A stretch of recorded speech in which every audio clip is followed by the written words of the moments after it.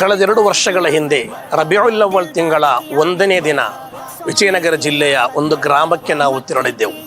70 Muslim ಮನೆಗಳಿತ್ತು.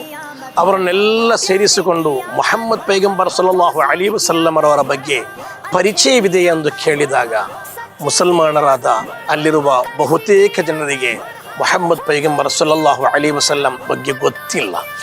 ಅದಕ್ಕಾಗಿ ಈ ವರ್ಷ ನಾವು 30 ದಿನ 60 ಗ್ರಾಮಗಳಲ್ಲಿ ಪ್ರವಾದಿ ಮುಹಮ್ಮದ್ ಪೈಗಂಬರ್ ಸಲ್ಲಲ್ಲಾಹು ಅಲೈಹಿ ವಸಲ್ಲಮರವರನ್ನು ಪರಿಚಯ ಮಾಡಿಕೊಡುವ ಪೈಗಾಮೆ ಪೈಗಂಬರ್ ಎಂಬ ಒಂದು ಕಾರ್ಯಕ್ರಮವನ್ನು ಹಮ್ಮಿಕೊಂಡಿದ್ದೇವೆ.